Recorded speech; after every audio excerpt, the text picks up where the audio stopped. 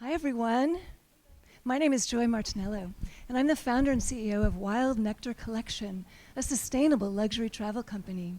We design immersive, unforgettable adventures worldwide, but what truly sets us apart is our unwavering commitment to travel that's not only extraordinary, but also meaningful and responsible. Today, I'm excited to be joined by Brownwyn Worrick, our Vice President of Sustainability. Brownwyn is both in vision and well-building credentialed and brings deep expertise to this work, along with a passion for protecting our beautiful planet. Thanks, Joy. My name is Brownwyn Worrick, and I'm the Vice President of Sustainability at Wild Nectar. I'm thrilled to be here today, not only as somebody who loves to travel, but also as somebody who thinks that we can do it and believes that we can do it better. At Wild Nectar, we're digging into the data so you don't have to. We provide an eco score for every trip we sell and only work with operators actively implementing sustainability plans. And I'll tell you a little bit more about the eco score later. We also have other sustainability initiatives, including providing our customers with reputable carbon offsetting options, contributing to girls' education and ocean conservation, and planting a tree for every trip we sell. So travel isn't something that's just exciting and beautiful. It's also something that impacts so much of what matters in this world: people, planet, and prosperity. Our goal today is to help you rethink your bucket list so the trips you take leave the world better than you found it. But before we dive into how to travel more sustainably, let's take a minute for some inspiration. You ready? Whether you're drawn to the ancient Inca pathways of Machu Picchu, the close-knit elephant families of Amboseli National Park, the living history of Venice's wandering waterways, the thundering waterfalls and otherworldly landscapes of Iceland, the 3-foot-tall king penguins of South Georgia, or the soul and stillness of Bhutan's mountain monasteries, the world is waiting for you. Now I invite you to turn to the person next to you and answer this question. If time and money were no object, where would you go tomorrow? Okay, great. Patagonia. All right, keep those in mind because we're going to come back to those later.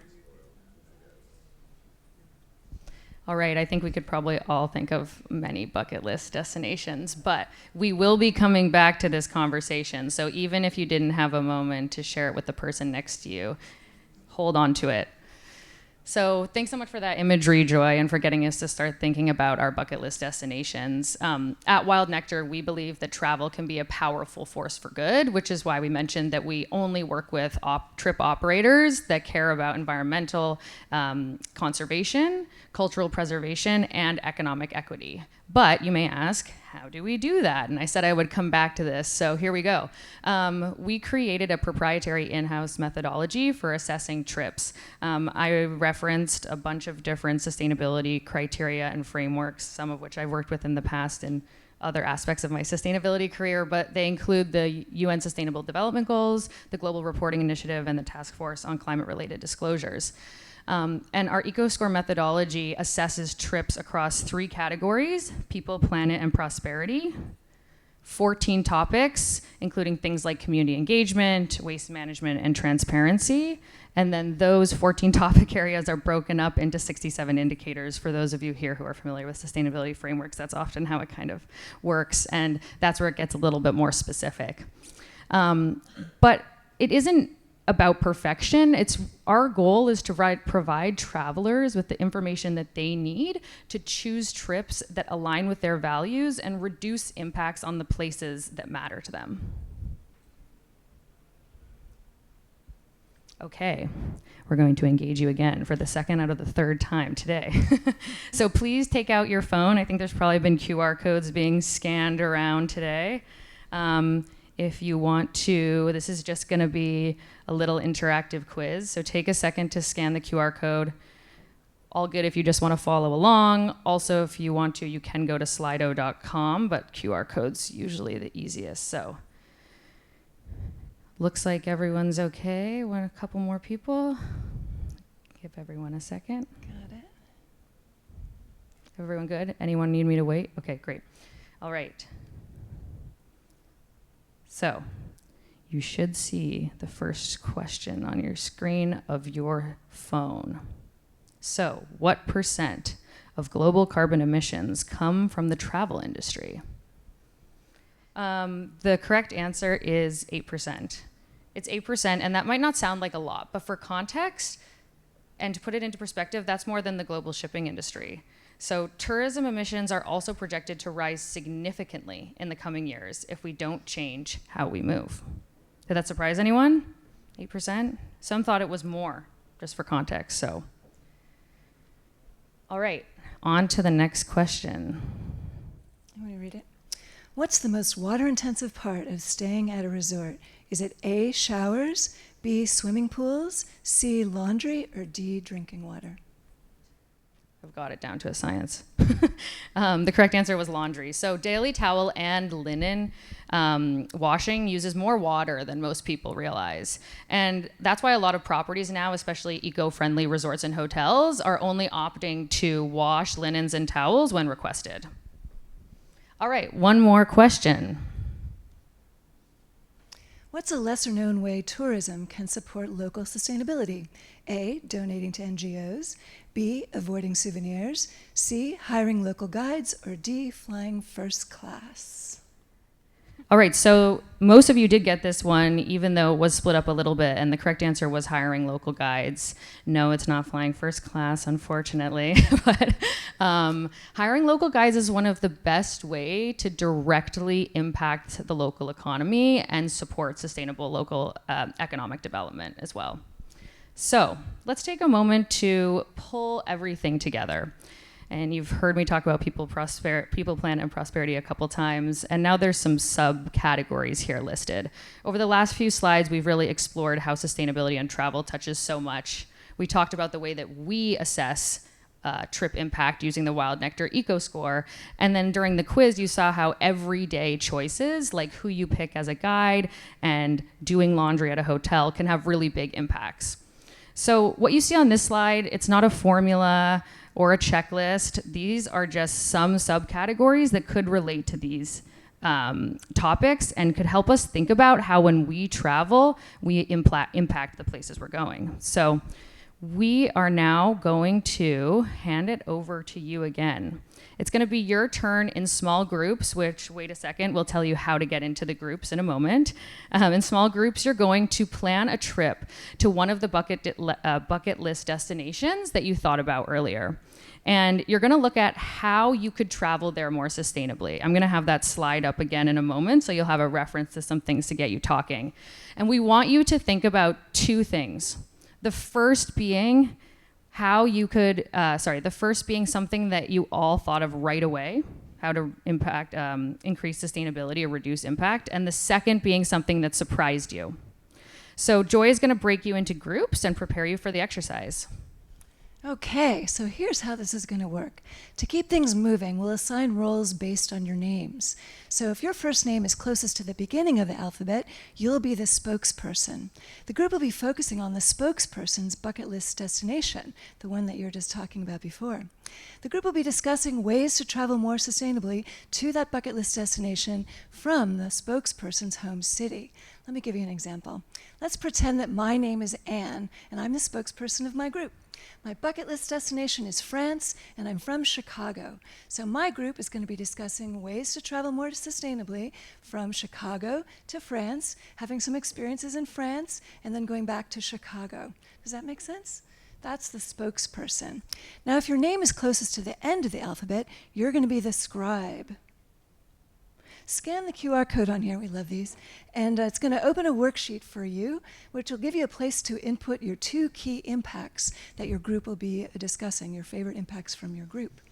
One thing about the scribe, once you put your two key impacts in, just leave the worksheet open, because if you don't, if you hit submit at that time, your data will disappear. So just leave the worksheet open because at the end, we'll have the scribe read out those two key impacts. So no pressure, just reading them off, and then we'll discuss all the ideas among all the groups. Before you get into it, I just want to say one more thing. We're going to give you about 15 minutes to discuss, and we'll let you know when there's 5 minutes before moving everyone back. Okay. All right. We're going to have a little discussion now as a group if everyone was able to submit.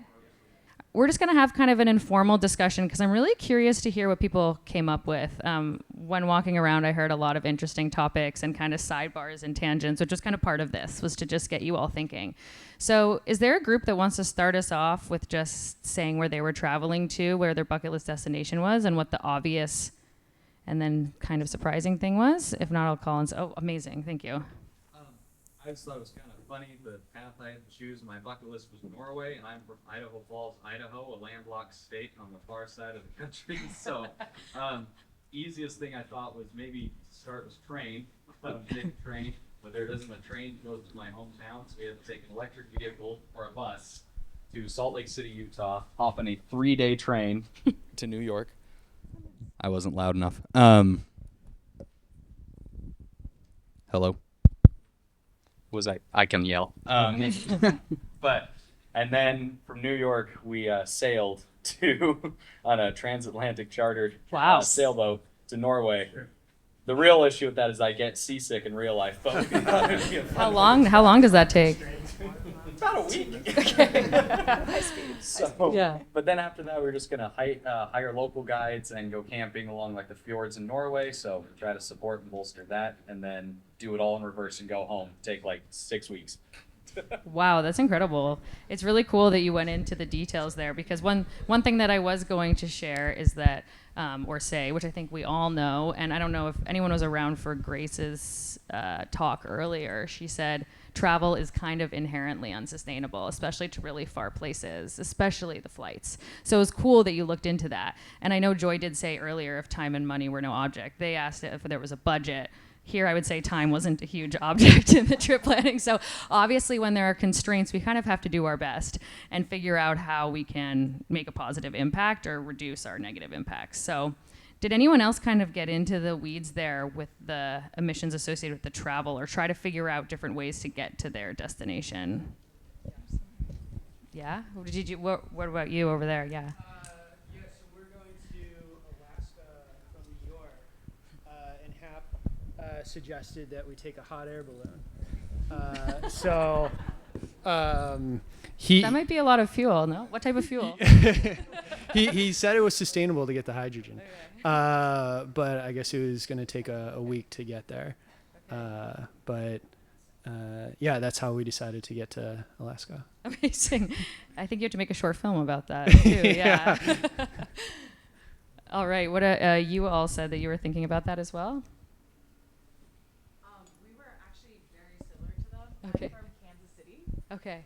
And we were going to Finland. Oh, So wow. actually remarkably similar. Yeah. But we were talking about almost like a freight ship and kind of going on board that for the transatlantic kind of journey. And then we were talking about going to more of a remote area in Finland as well.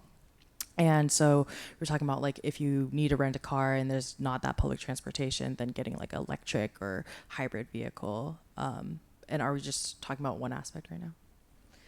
You can also go into the thing that surprised you if you want to. Yeah, we may as well. It's kind of open discussion, so yeah. Sorry. We were also talking about staying with like a family-owned nice. kind of like inn or something like that for this situation specifically. It's one that has like cabins and glass igloos, and then that way they also like offered activities. Sorry, this is from experience. This is great. What trip is this? Yeah, you might have to tell some people about it after. Yeah, that's great. That sounds beautiful. But they had experiences as well, so it's like boosting that local, smaller economy as well. Mm-hmm. Awesome. That's great. So that kind of goes back to that theme that we had in the quiz as well, about how much, not only hiring local, but supporting local through either, finding folks who can offer you a place to stay or provide food or point you in the direction of food that is made by locals. That's great. These are very similar. Yeah. That's really fascinating. And your names, I guess, were also anyway. We haven't heard from this group at all yet. Is there anything you want to share from your discussion? Save for offsetting carbon emissions in our flight, we didn't strategize as much as it sounds like y'all did, but we did think about... Where are you going? Oh, we're going to New Zealand from Austin, Texas. Okay. So while there, we were wanting to kayak and use bike as transportation, and then also hire local guides, eat from local food vendors and or farmers markets, and to integrate different populations, like using tour guides that are local to the area, and they may be older or still able to maintain and simulate the economy in that way. Great. Nice, really nice. Yeah, those are really nice. And I think I said earlier on, like, one thing that we do is provide customers with options to do carbon offsetting, because obviously a lot of people do have to fly to where they're going. Time is an object. So there are ways to offset carbon. I always say that it's kind of like the last thing. I always think about energy in the same way as waste: reduce, reuse, recycle. So like, you should always try to reduce energy where you can.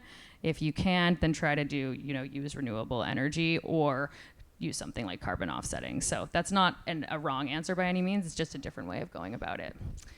Okay, we're going to have to wrap up pretty soon, but I want to hear from this group before we do that.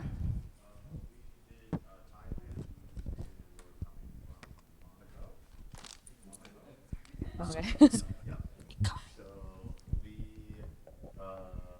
we were combining sailing.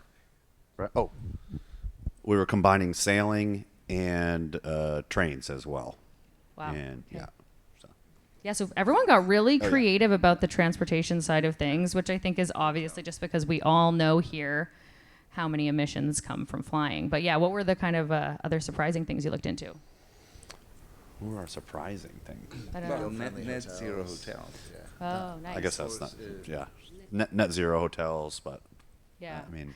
Yeah, I heard money was no object over here. So Yes. you went with all the Yeah. all the sustainability We're bells very and whistles. bougie over here. Yeah, that's great. All right. Well, these are all interesting trips, I think, to go on. Awesome. Well, I hope everyone enjoyed the opportunity to connect with some folks in the room and talk about sustainability and travel. And I think that you can all really see now how comprehensive, holistic, and integrated sustainability really is. So small, thoughtful choices can really change the way that we travel. And travel doesn't have to be something that requires sacrifice. It's about enhancing experiences while protecting the destinations. So I'm going to pass it on to Joy to wrap up the session. And I just wanted to say thank you all so much for being here, for your engagement and participation. Hope to connect with you all more throughout the week. Yeah, thank you so much for joining us. It's been really great to have your energy and your ideas. And thank you for being open to traveling in new ways. And you guys got really creative, and that was really fun to hear. So thanks for that. And also, we have a booth right outside of this room. So come and see us, talk to us about sustainable travel, tell us all about your past trips and your future bucket list destinations. We'd love to meet you. So we'll be out there all week. So come and see us. At Wild Nectar, traveling sustainably isn't just about doing less harm. It's about doing more good. So here's my gentle call to action. Go ahead and scan the QR code there for our email list if you'd like to learn a little bit more about sustainable travel. Also follow us on social. Definitely check out our beautiful website, which is full of amazing trips, so I hope you'll take a look. But most importantly, share your key takeaway from the workshop with someone today, because that conversation might spark something that might change something. And now, here's our take on regenerative travel. It's called Travel That Makes the Flowers Grow.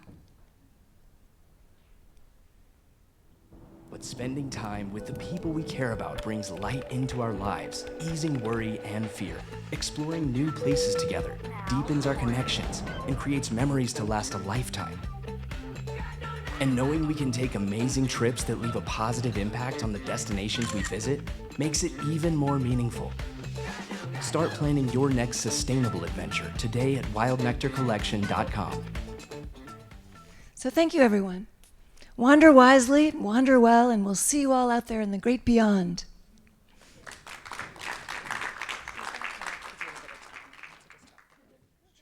Check. All right, guys. So I host a podcast, the Green Podcast, and I've had Joy on many times. I haven't had Brownwyn on yet, but I'm sure I will. And I love talking to Joy. She's done so many cool things. So we're going to sit down for a second and chat a little bit more. So, Joy, first off, tell us, how did your passion for travel get started? Well, I I'd worked in the hospitality industry for many, many years. I had my first travel job while living in Santa Fe, New Mexico. I worked for a destination management company where people brought corporate groups into that town. It was an amazing experience. I had the Native American culture on one side, and I had these people from New York, sitting on a bus waiting for their Native American guide to come and lead them on the tour. So there was a lot of cultural interaction that was very challenging, but I really loved it. I saw that people were changed. I mean, I'm a huge, amazing fan of Native culture. I just learned so much living in that region. So I think that's where I started to explore meaningful experiences and how they actually change people's lives. So that's where I got the bug. Yeah, that's how it all began. And Brownwyn, how about you? Oh, that's a good question. I think for me, it was when my undergraduate is in social sciences, and then I decided to go back to school to get an MBA, so for business, which is something that kind of surprised me. And I decided that I made the commitment when I went into business that I was always going to try to make change from within, no matter what I did. And I think maybe I had a little bit of my nose up a little bit about, business and it only being about financial gain, So when I was doing my MBA, I got really focused on kind of ethics and corporate social responsibility, and then fell into working more in sustainability in the civil infrastructure space, which I've talked about a little bit. So that was my sustainability. And then travel is just something that has always been really important to me. My family grew up, my parents both grew up kind of traveling all over the world, overseas. Their parents worked in international aid and development. And so it was something that I just always did from a young age. And when, there was the opportunity to work with Joy and combine the two things, it made sense. That's amazing. This is going to be a hard question. What is your favorite destination for you personally to go to? We'll start with you, Joy. My favorite trip of all time was to Antarctica, and I did go to Grace's talk this morning, and of course it's really challenging to see some of the things that are happening in Antarctica now, but I have to say that it was like traveling to another planet. It was so pristine, and the light was so dazzling, and I was just overwhelmed by what the planet would look like if there were no people on it. It was an extraordinary experience. And, I say everyone should go, and I wish they can, but we really have to figure out how to travel there sustainably so we can protect it, because it's super, super fragile. Antarctica. I feel like that's an underlying theme of the day. Maybe that's where we do EarthX 2026, Antarctica. And Brownwyn, how about you? Oh man, this is a hard question. I mean, Joy had me actually speak to this question when we've pitched before, and I'm actually going to say a different answer now because it's hard. I think I'm going to say Brazil because I went there relatively recently, and it's just so rich in culture and history and food, and it's such a big country. I mean, in many ways similar to the US, every state and every part of it's so different. So I think it's one of those places where I went and I was like, I need to come back here and explore some more. So yeah. So you asked us, now I'm going to ask you, what would be your dream trip, and then how would you get there as sustainably as possible? Because we kind of figured out amongst ourselves, but now we got to hear from the expert. So Joy, we'll start with you. Well, I've never been to the Far East, and it's definitely a dream of mine. And I read a lot of science fiction, and I was all on board with whoever was talking about the high-speed sailboats. I think that would be a fantastic way to travel. There are people actually working on that, and I'm really interested in bringing that into our collection. So yeah, I'd love to take a high-speed sailing boat, and I'm here on the West Coast, head over to the East. And I've never been to Japan and Thailand and Vietnam, Cambodia. So those are places on my bucket list. And once I get there, well, I would definitely stay in eco hotels. Six Senses is a really fantastic hotel brand that we work with, and they're so passionate about trying to be net zero as close to. I don't think they are, but we're all trying. And I just would try to stay maybe in a wellness property, and I would consider how many trips I was taking. I mean, the temptation is to go a lot of places and use a lot of vehicles, but maybe it would be better for the environment if I went ahead and stayed in 1 or 2 or 3 places tops and spent some extra time there and really got to know those places and those cultures and met a lot of local people. I'm a fanatic for meeting local people and having meals with people and doing crafts and art with people, making music with people. I mean, those are experiences that have changed my life. So I always try to build those into my travelers' trips if they're open to them and if that's their style. So that's what I would do. That's the kind of trip I would do. I'd play music with people I don't know. All right, so you can join our Thailand trip over here then. That lines up perfect. Yeah. There we go. I'm going. And Brownwyn, how about you? After today, I think I have to go to the Arctic or Antarctic. I have to say, between Grace and, I mean, working with Joy too, you know, I always thought about, but it's something that feels like a big thing. And now I'm like, I guess I just have to talk to folks at Grace and Joy more who know a lot about it. So that's what I would say. And to be honest, I think I would leave that one to the experts. Like, I think that there is something to be said about, you know, there are ways that we know we can reduce our impact, but there's also a lot of knowledge out there. And I mean, that's obviously what we do with some of our work, but specifically with a place that I don't know as much of the history and as much of the ways to get there. Like, I'm not going to figure out exactly how to plan a trip there. Yeah, I would lean on folks that know a lot about it. Yeah. Very cool. And you help a lot of people travel and go to their dream destinations. Joy, you've told me a lot of different stories, but can you share a success story of someone that you've helped travel, go to their dream destination, and maybe they shared the impact that had on you? I had a client a long time ago who struggled with severe depression. And he went to Antarctica, actually, since we're talking about Antarctica. And he came back. He said it was the only place in the world where he actually felt really good. And that always stayed with me, how powerful that was. Yeah, so maybe that was one. He kind of described it as if it saved his life to go down there and have that experience because of the way that. I think my theory is the way the light is down there is really different, and it just really gave him a different perspective on life that I think helped him move to a new place. So maybe that's one of the most impactful stories I've had. Mm-hmm. Yeah. Very cool. Brownwyn, any interesting experiences since you started at Wild Nectar? I mean, I remember the story that Joy also told about Traveler, and this is where people also start to think about sustainability. And I think, what was it? You were trapped on, or not trapped on a trip, trapped on a ship. That sounds terrible. Sometimes you do feel that way a little bit if it's with people that you don't know very well. But I just mean, like, you were on a ship for a certain amount of time with this person that you really didn't know well, and trying to explain how sustainability was important. And I think the words that you ended up using were that it's thinking about the future and future generations and what world you want to have around for your kids and your grandkids, and how if we keep acting in the way that we are now, that these are some of the devastating impacts that they will be. And it was like in this time on the ship together that somebody's like kind of mindset was able to change from like, oh, I don't care, to, oh, there's actually, maybe I just didn't understand it in the way that I needed to. And so I guess for me, I think that because travel and experiences can be like something that's so impactful to people, it's also a really great way to help educate people about sustainability, because you can really think about the impacts in a very, I don't know, visceral way almost. So, yeah. Our last couple questions. Share an experience that you've had on a trip that had a really big impact on you. What comes to mind is I went to Costa Rica, and somehow the program I was on, I was with a small group of travel planners, and they made it possible for us to go to this grandma's kitchen in this little teeny house in Costa Rica. And she taught about 5 of us how to make tortillas from beginning to end. And I'll never forget that. It was just so personal, so everyday, you know, it was just this real person in this real place, and that she would share it with us and her family traditional way of making them.